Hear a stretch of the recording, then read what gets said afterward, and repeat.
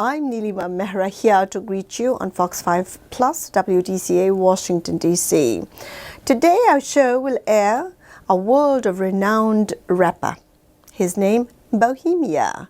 While in DC, he was interviewed by Dr. Mandira N Mehra in her beautiful and a rather interesting segment called Talk of the Town.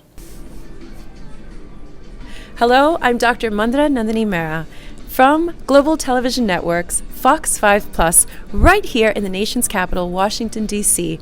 On behalf of the executive producer, Mehra, I am blessed, honored, and beyond excited to be here with a world-renowned, award-winning artist, poet, philosopher, mover, shaker, you name it, and you recognize his face, Bohemia. Thank you so much for joining us here in Washington, D.C. Thank you, Doctor. Thank you for having me. So tell us, what are you doing here in the nation's capital? How did we get so lucky to have this opportunity to have you here? I think I'm the lucky one here. It's been, I think, quite some time that I have not been performing live, and it's something that I did so frequently that I did not know I was going to miss it so much. And this is a beautiful opportunity. I'm working with Intense Management, Intense DMV, and they're bringing this beautiful event, and I think the honor is all mine, so I'm excited. Thank you so much, and I know Washington, D.C. is so excited to have you. People are literally taking trains, bus, planes in. You have kept us very thirsty, and I'm a little bit, like they say in Hindi, naraz, gussa, meaning mad, because over a decade ago, you got people like me hooked. Okay, we were hooked on your music, hooked on your lyrics. You touched a generation, I think, that many artists were unable to get to. Maybe Indian, Desi, Pakistani, Americans worldwide. And the proof is in the pudding. You've won several awards, millions and millions of views and fans, etc. But why did you keep us hungry? I don't know if it's been 5 years, 7 years, but you kept us so thirsty for more. And now I'm excited you're here. But why did you take that gap? Well, firstly, I'll apologize. It was nothing done with any intentions. Secondly, it's something that I'm learning more and more. Believe it or not, I never thought that the impact that my music has made on people, even like yourself, it's an honor for me. You're a doctor, and I'm a high school dropout. So making some piece of art that you people like yourself can respect gives me a lot of confidence. But the gap issue is it's a little bit of a deeper issue. I think it has to do with sort of the industry infrastructure, the system of the music business that we deal with. I'm a one-man army. I'm a musician, lyricist, a Photoshop guy, a performer, all in one, and I fight a big conglomerate of that wasn't even the right word, but just a whole big energy out there that doesn't necessarily is out there in the favor of art or music or stuff like that. It's all about numbers. And a musician like me, it was an uphill battle. So I'm sorry that I was not as visual, or I did not whatever you guys expected for me to keep doing. I was not able to do that, but I'm here. I'll try my best to make up. Well, you said a couple heavy things there. First of all, when you say, okay, I'm a doctor, you're a high school dropout, that's such a humbling comment for me to hear, because it doesn't matter how educated you are, how many degrees you have behind your name. The more you know and the more you learn in life, the more you realize you don't know. The more you realize you don't know anything. And I think it's those of us that truly are uneducated that think we know everything. So at the end of the day, it's not the book smart, it's not the degrees behind my name, your name, it's who you are as a person and if you're making the world a better place. Now, what your music has done, whether you may realize it or not, besides the awards and the money and the fame, you've influenced literally a generation, and I think a way that niche didn't exist before. There's plenty of Desi artists. We've had, you name it, we've had everybody on this show. There's plenty of American artists, but I think your niche and what you created and rapping your poetry from the heart It doesn't matter what an educational status is, but the bottom line is we're so excited to have you back. Now, you touched on a very second interesting point about numbers. And everything in life is a numbers game. Whether you're a doctor, it's how many patients did you see? As an artist, how many downloads did you get? How many streaming views did you get? What were the YouTube clicks? This. In one way, it's the age of information, right? It's revolutionized the industry. Now, as an artist, you have seen the industry transform. 10 years ago, a decade ago, half of the streaming devices, the YouTube, these things didn't exist. Do you think that this is hurting the music industry or helping the music industry, all this technological revolution? Wow. A big question for someone of my level. I don't know if I have the intellect capacity to answer that wisely. I can give you my perspective, though, and I believe that it's doing neither. I think time is changing, and it has always done that. And I think we were just nostalgically attached to. I still hear some people about records, and like, hey, and to myself, I'm a kind of guy that I don't even like MP3s. To me, like, that's deterioration. Like, I at least let it be a wave form. Don't like. But hey, time changes, and you gotta evolve, right? And I think that's how we should look at it. We should not have any kind of like anything against this. Yeah, social media has its, there's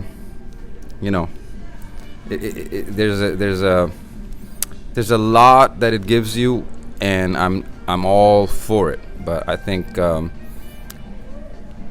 our culture is so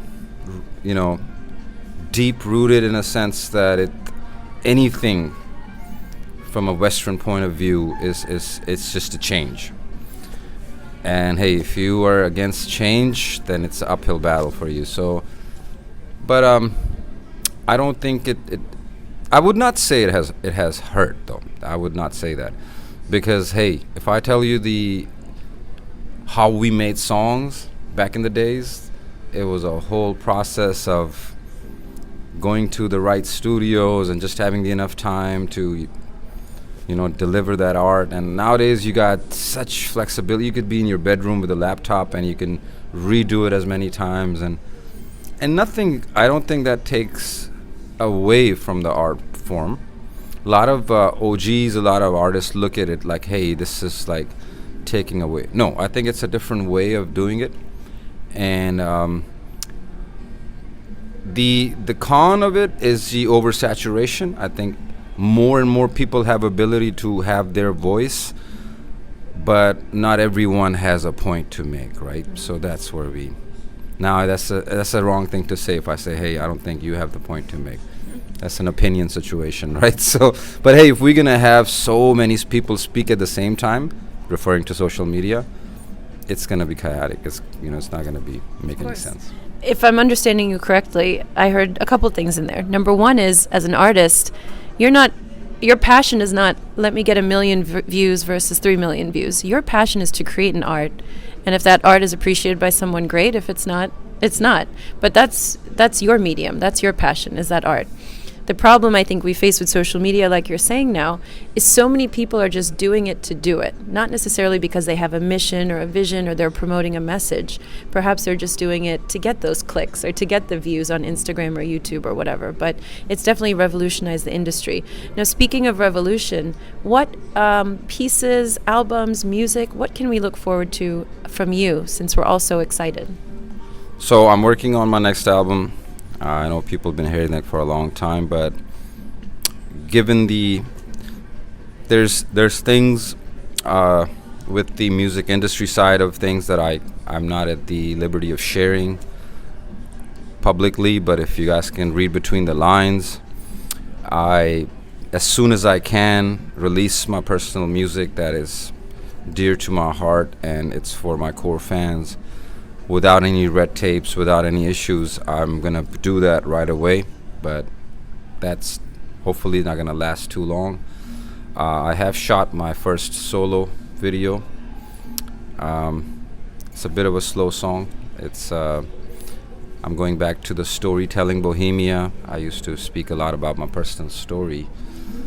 So it's sort of going back to that. The video is shot, so hopefully we will be releasing that one soon.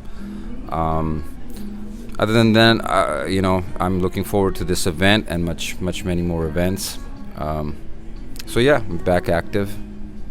Now, many artists become either a one-hit wonder or they become kind of typecast. If they just do rap, that's what they do. If they just do slow music, that's what they do. You're very unique in the sense you're very versatile. You've had slow songs that touch your heart that you could romance with your lover. You've had rap songs you can rap out to and just go nuts in your car or at a concert. But unanimously, your music is played from a village, a pind in Pakistan, to India, to Europe, to a major city, New York club. You're going to hear your music. Now, of all those different types, slow, fast, romantic, hardcore rap, what's your favorite? Is there one type that really speaks to you that you say, that's my favorite? Oh man. Honestly, from personal point of view, I don't even look at it like you described them. To me, my most slow love song is as hardcore as the most hardcore song. And to me, the most hardcore song, I'm still saying things are such vulnerable things in those songs too. I mean, if you really decipher the lyrics of Kali Denali, it's as vulnerable as it gets. It's nothing macho about so many things I said in it. And then, some of the slow songs, I'm still the same guy. Like, I'm not abandoning that character that I am. So I don't see that difference. I think every human being is a community within themselves, right? And I myself, I'm so many people, right? I'm still the kid that I was when I was, in the streets of Pakistan with no slippers in my feet. I used to take my slippers off and put them in my hand, and I would just run on the streets acting like I am a motorcycle, and I'm just running. And I'm still that kid. And I'm still that kid that went to Balboa High School in San Francisco, try to do schooling. I'm still, and now I'm also Bohemia. Mm-hmm. And along with that, I'm a husband, I'm a brother, it's not just this one thing, right? You as one person, you're a community of people. So I think my music kind of represents, that's the difference that I think you notice. But from my point of view, it's all one. From your point of view, it's language of love, no matter how it's expressed. Now, there's one song, and you're going to have to remind me, at the end of the song, you actually go off music and you say something, it may have been in Punjabi or English, but you say, I didn't have a bike, and so I would steal my brother's bike or cousin's bike or something.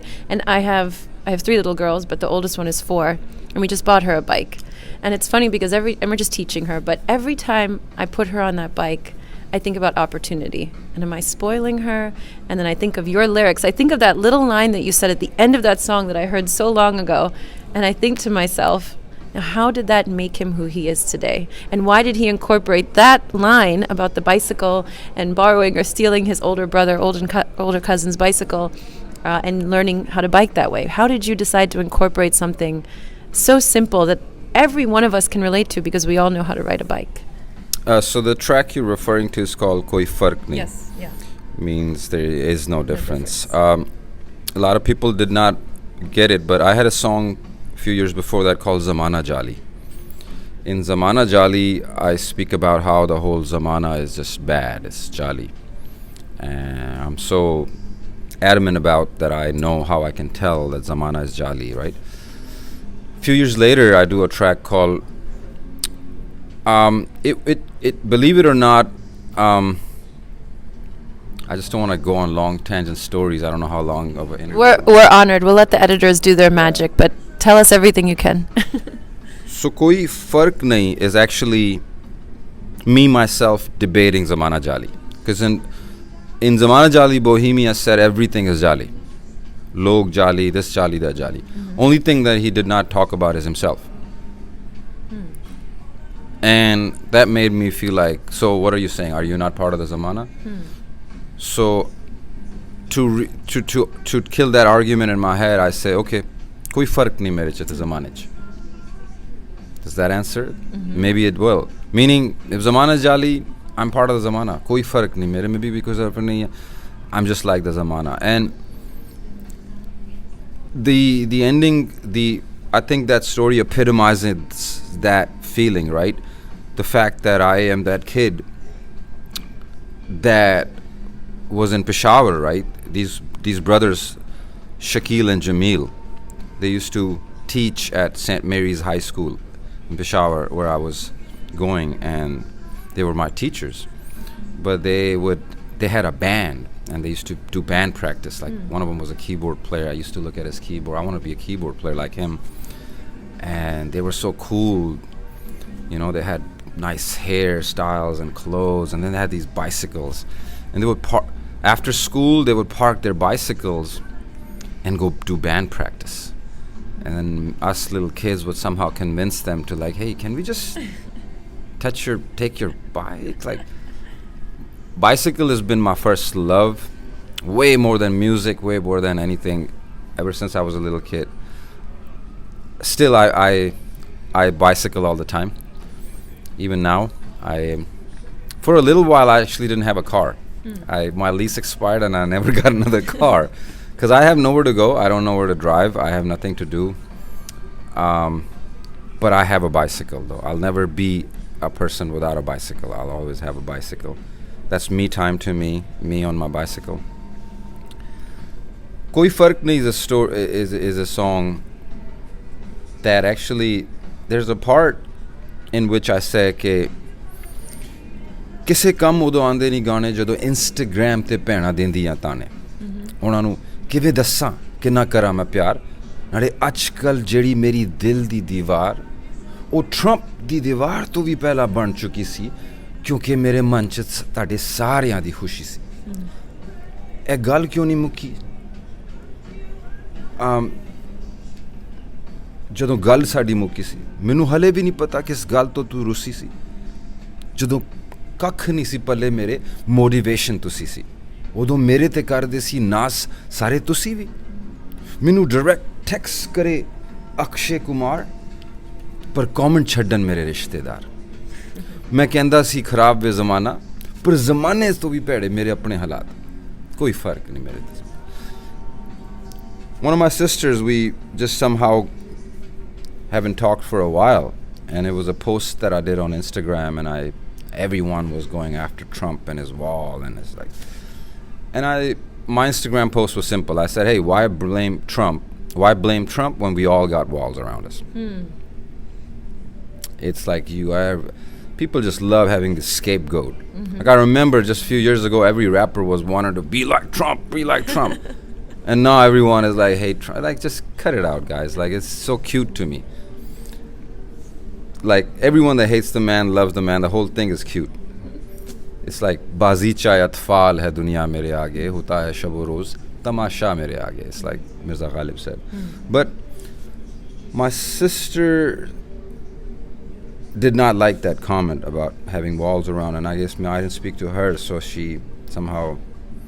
And people started telling me, hey, she said something in your comment section. And that broke my heart because I was like, man, did I do anything to hurt my sister like that? And then more so, koi fark nahi mere se zamane se. Like, what have I accomplished if I can't even, like, if I can hurt my sister still, then none of that, you know, all of that success. So, kisse kam aande nahi gaane. Like, your songs can't really help you then, right? You can't really take your awards and do anything with that. So that's the whole point. Ke koi fark mere mein aur zamane mein koi fark nahi. I am suffering with the same things that, and I just at the end of the story, I just want to touch on that fact that Peshawar की गलियों में जब हमारे पास पैसे वैसे थे नहीं कुछ तो फिर हम भाई की साइकिल चुरा के उस पे सीखा करते थे. So we used to, just that line itself, सीखा करते थे. What am I trying to learn? I'm trying to balance myself. and I'm thankful to those brothers who would let me borrow their bicycle. And I don't know what I was doing. I was trying to balance. I was trying to become something. And I love the fact that what the philosophy of that is. And so yeah, koi fark nahi is that's somewhat of the story of the song. It's close to your heart, Yeah. nonetheless, and a very deep philosophical meaning that I think maybe that most of us don't realize when we listen to it. You know, we enjoy the lyrics, we enjoy the poetry. Now, you mentioned Mirza Ghalib. You're basically a modern-day Mirza Ghalib. I mean, just in the poetry you just recited, and I know you write many of your own lyrics, you produce. You mentioned Mirza Ghalib, you mentioned Akshay Kumar in the same line. Now, tell us about your buddy Akshay Kumar. You know, a little birdie told me you guys are buds. You've obviously worked on a number of projects together. What is that relationship like, and what do you think? Do you think Bollywood and Hollywood are coming more together or growing apart? Oh man, I definitely it goes back to the same thing that we were earlier talking about, social media and everything, right? I think just culturally we are getting together, coming together and Akshay Kumar's I think he's been ahead of his time, to maybe because of his experience of what he's done in such an early age, where some of the things that to the other people, including me, even someone being so out of the box, his ideas of like, hey, no, rap could be incorporated in Bollywood and all that, and even, you know, taking me out on tours and performing, and I thought it was such like it's not gonna work. And for him having that vision, and now you see it where the game is now, right? So it's almost like so he knew it before anyone else did, is what I want to say. And I think he's such a humble guy for not being so like, I run around and say, hey, I'm the pioneer, I did this and that, but initially, like, hey, it goes back to him even having that vision, you know, and it's like, just like those brothers that handed me the bicycle, that, hey, maybe you should learn this, maybe you don't have one, you should have one. And it's very similar story for Akshay Kumar sir to personally call me. Initially, when I got a call from his friend Pooja Bhatra, she said, hey, you know, I have a friend, he's looking for me. And I was like, no, this can't be true. Like, and if he was looking for me, why would he call me directly? Doesn't he have people to do that? Apparently, no, he does not care. And next thing you know, he's on the phone like, hey, Bohemia, you know, Toronto aja. You know, he would invite me to, he has a place in Toronto. So we, you know, I think culturally, Bollywood and Hollywood, I'm happy where the scene is, and Bollywood definitely. I think the evolution is. I'm the guy who was always talking against Bollywood and how, you know, it's too monopolized, and hey, we got desis that, you know, are different types and all that. I'm not being represented and all. Hey, the evolution is amazing. Now, more so, it's Hollywood that's like, to me, it's like, hey, man, they need to step up the game. And I think just stereotyping a desi guy, like right now, if I wanted to be in a 007 movie and I want to play a desi guy, I can't do it like this, you see. I gotta do it like this, and then they will put me in a movie. But that's like, come on, guys. Bollywood is cheesy for. It's showing now. Like, you guys are like starting to look hella like backwards.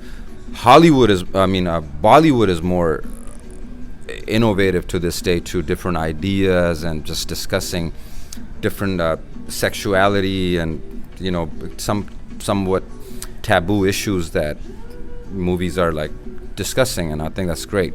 That's what the medium is for, right? It's not for you to just freaking entertain. Back in the day, the whole running around in the grass was too much. It's like, that's not accomplishing anything, guys. Now it is, but more so Hollywood is what to me is like kind of like funny business, because it's like, man, only desi representation I see is a guy with an accent. He has to be funny, he has to be silly, he has to be rarely, I mean, if he's a cooler guy, he still has to not speak English right. It's like, come on, man. Like, so yeah, I'm hoping to see more of a change in Hollywood in that sense. Bollywood, it's amazing, man. We're lucky. Yeah, Bollywood has definitely become very forward-thinking. Yeah. You know, once upon a time, kissing behind a tree was taboo. We've Yeah. come a long way since then. Right. Akshay Kumar ji was very, very humble. He came on screen with us a couple of times in the past, and we bonded on a personal note. I'm a black belt in Taekwondo, and he's a black belt in karate. He's a Right. martial artist. Yeah. What was amazing about him, though, was his discipline and that work ethic is the same thing that like a dojo master would teach you. Right. And I feel like he's carried that throughout his life. Now, this fresh look you talk about that he has shared with you, how do you hope, you know, you've won awards, you've released multiple albums, you're a producer, you're world renowned, you're coming up with new music. One day, let's fast forward, you and I are 60 years in the future. We're going to be sitting in rocking chairs, still rocking out, but we'll be in rocking chairs. What do you want the generation to remember you by, or the next generation to remember you by? Is there a mission? Is there a sentiment that you hope when someone says Bohemia, the next generation will say, I remember that guy from what? What is your mission, your truth, your love that you want to spread? It's a heavy question. I'm sorry. No, it's not a heavy question. It's a beautiful question. It's such a nostalgic question. You want me to be super honest with you, man?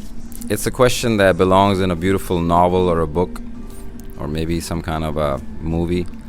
In real life, do I think about that I want people to remember me? No. I want people to remember themselves. I want people to remember where they came from. I want people to remember what they love. You know, I think people remember more what they see on social media. People tell me they remember what's trending, what's not.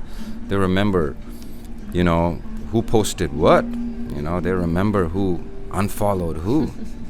It's like, those are silly things. Do you remember, you know, did you spend good time with your wife? Did you spend good time with your mom? Do you remember how, you know, you made your parents laugh, or how they got mad at something, or how your friends, did you remember that your friend told you that his feet is hurting, and you're still like you're listening to your friend over there, bro. Like, she said she's hungry, like, and anyone listening to her, remember that, man. Remember,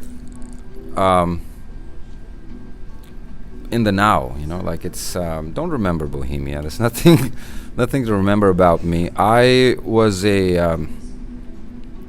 music is all I had, right? I came to this country with a keyboard on my shoulder. I wouldn't even let them check it into the plane, because I thought a keyboard, you know, I don't even, you know, what are you gonna do, put it on the ground or something? No.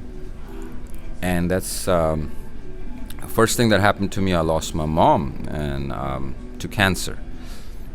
And it was a age that I did not understand anything. I didn't understand religion, I didn't understand culture, I didn't speak English language. So losing mom at that stage put me in such a mental depression. And a lot of my music, like Ali Denali, to me, I don't hear it the same way people hear it. When the things that are saying in that track, I really mean it. It's a depressed kid that's going through such turmoil in his life that he's expressing and screaming his heart out, and nothing about it makes me like, I'm not excited to hear that track again personally. It reminds me of the torture time as a homeless kid that I went through. Now, where it has I somehow had the ability to have good people, good family around me that would remind me that, hey, no, you're special. You know, you're not. You know, you got talent, and then I had music around me, which I'm happy that it did. And then I pursued it. I really got into, like, I really wanted to be good at it. I looked at people like, you know, Russell Simmons and Steve Jobs and, you know, Puff Daddy. These guys were like role models to me, how they escalated in the business world. And I'm happy what I made. You know, I was able to sort of like come out of that and not be a homeless kid anymore and support some of my family. And here I am with you, speaking with you again. Brothers told me that I should come here and perform, brought me here. Oh, Do I all of that out of all of that? Do I feel that I'm some special person that people should remember? No way. I that will never happen. I think if people will remember me, that'll be out of their love, out of their desire. It will be nothing. It's nothing that I ask of. That was just so beautiful. I mean, I could listen to you speak all day, and you've shared some very personal things with us. And I'm sorry that your mom has passed. And I know even though it was years ago, I don't know that pain ever disappears. Maybe we just build a life around it or something like that. But a lot of your art, it sounds like, came from a place of pain. Right. And actually, if you think about it, if you think about the Mirza Ghalibs, the Shakespeare, poetry, love songs, the majority of it is actually very sad and is deep-rooted in a pain or a longing or a one-sided romance or something like that. And it's funny that you said, so many of us party to this music or we listen to it, we blast it in our car. I talked to my brother, Dr. Mehra, who's very musically inclined all the time. I said, what makes you produce music? What makes you want to rap or make lyrics? And he said something interesting to me right before you came down. He says it's a way to express yourself. Right. Whether it's happy, whether it's sad, whether it's pain, you can go out there and destroy windows and break glasses and get arrested and rob things, right? That's a way of expressing yourself. Yeah. But if you can do it in a creative way, that maybe it makes the world a little bit better. Now you've only done it for yourself, but you've actually made the world better rather than destructive. You've been creative, not destructive. And I think maybe you don't realize it, but perhaps as an outsider, that's the secret to your success, is it's so genuine, it's so heartfelt, and whether it be pain or love or romance, whatever your poetry is about, it speaks to people, I think, which is a beautiful thing. Now, I know I've taken a lot of your time here, but what would you tell a young person listening to this interview? Perhaps they have a laptop, an iPhone, they're trying to produce music at home, mom and dad are saying, beta, Dr. Bano, and they're saying, I want to be a rap artist, I want to be a musician, I want to be a painter. What would you tell that young person inside? Would you say go to school, or would you say pursue your dreams and drop out? Look at me. I mean, and then can I ask you a second part 2 to that question? Oh my God. You mentioned, and only because you mentioned, I'm going to ask, that aap shadi shuda ho, right? Yeah. 5 years ago, you said you got married.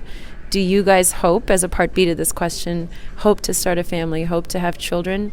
And how would you guide your child? Right. Well, firstly, I think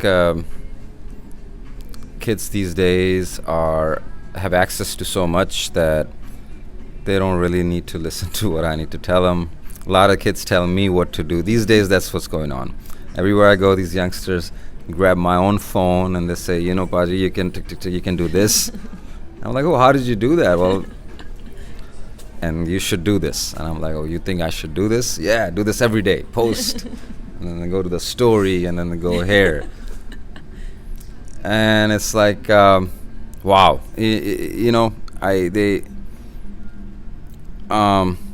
Just don't be disheartened. Just remember when your parents are telling you something, their intentions is what you concentrate on, not necessarily if they're saying, hey, become a doctor, they're not saying go do surgeries. They're just saying make sure you take care of yourself, make sure you have a retirement, a 401k, you have medical, and you have all insurance and those things. Just be, you live in a society in which things are not going to be given to you like parents give you. Yeah, once you leave your parents' comfort zone, it's going to get real, and there's no love out there. That's all the parents have. Out there is all it's a war out there. So that's what your parents are worried about, man. It's not that they really want you to be a doctor. They just want you to be successful. And then the music thing, same thing. I mean, if you feel that that's what takes you closer to success, do that. Just be rational about it. Don't be too emotional about it. I see a lot of fans that a lot of friends, people come up to me and say, Paji, I can die for music. And I'm like, whoa, hold on, buddy. You lost me there, because I can't die for music. Like, why would I die for music? Like, when did that? I might, God forbid, have to do that for my family, yeah, for the loved ones. But for music, bro, like how I'll be getting getting out of hand here. They think maybe by saying that I'll be like, oh wow, bro. But no, it's not. That's out of perspective. Don't be so passionate about it. Something where you just jump out of a moving car. No, that's not how I got here. There's a method to the madness. I would rather read biographies, LL Cool J biography, unauthorized books about rise and fall of Bad Boy, the record label, biographies, Malcolm X biographies.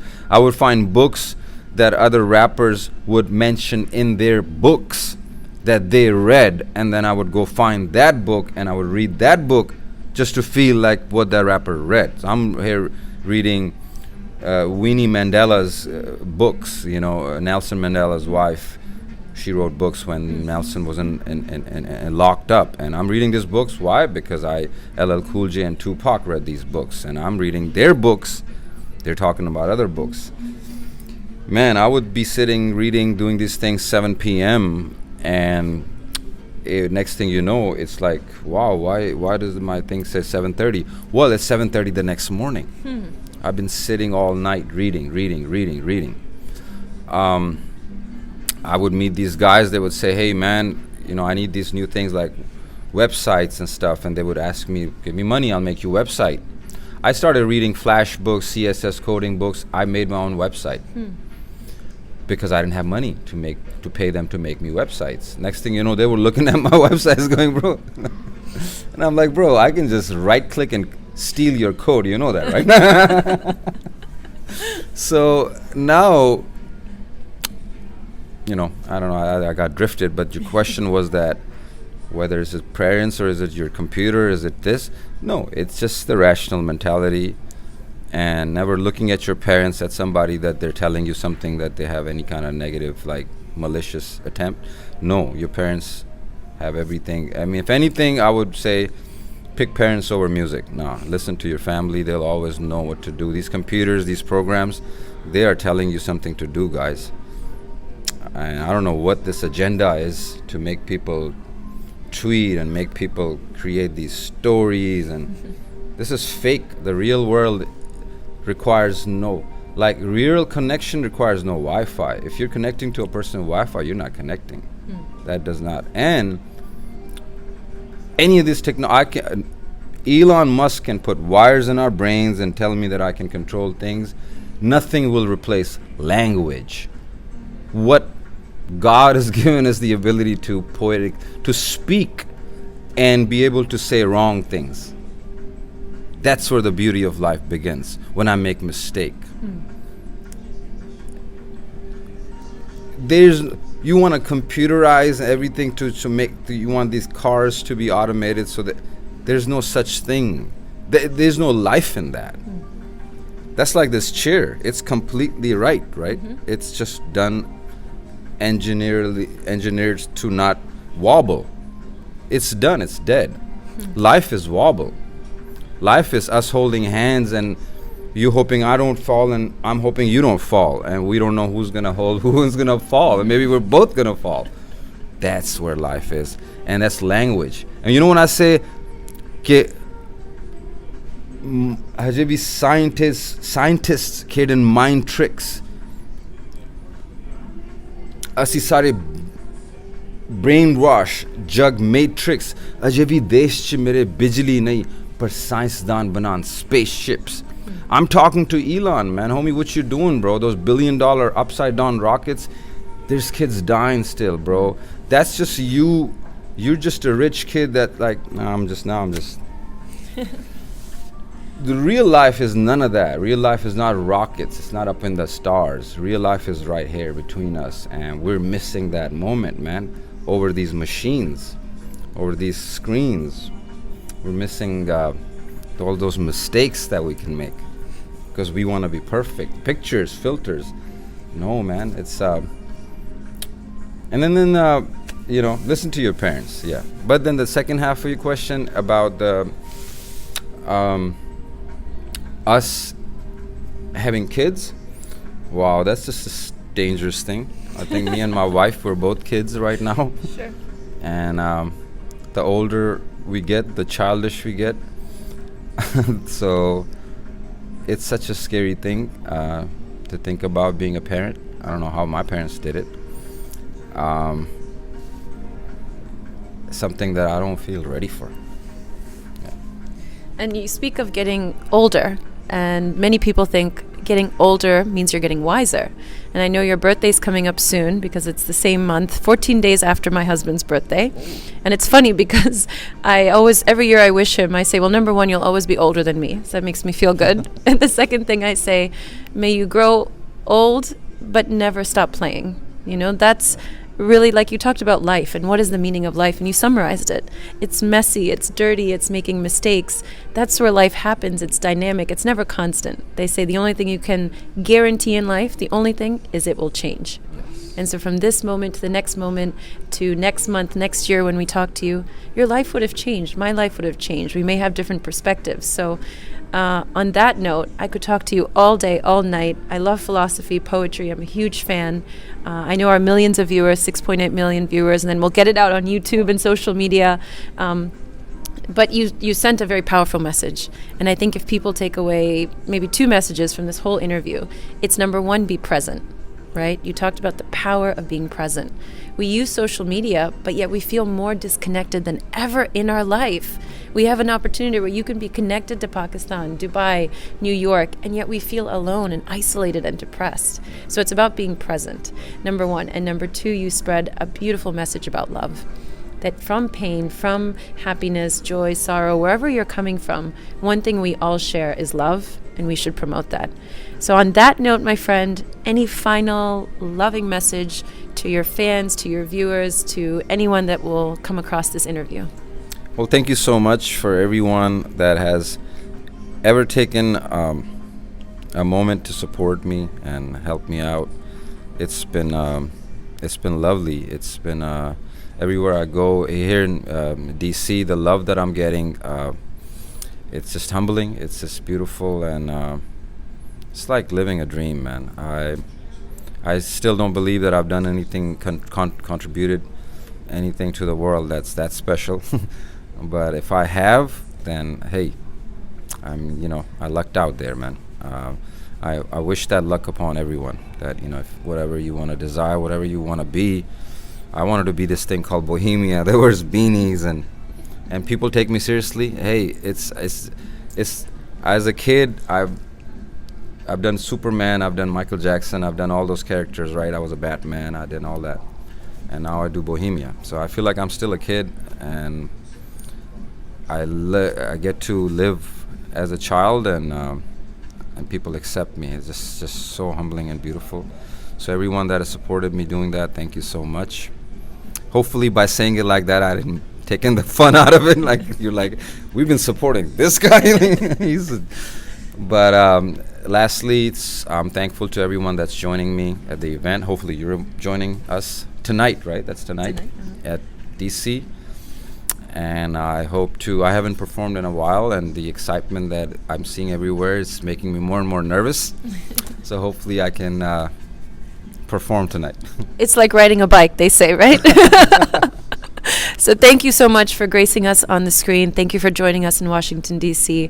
God bless you, your team. We can't wait to have you back in the studio or at your next performance. And again, thank you so much. Thank you. Respect.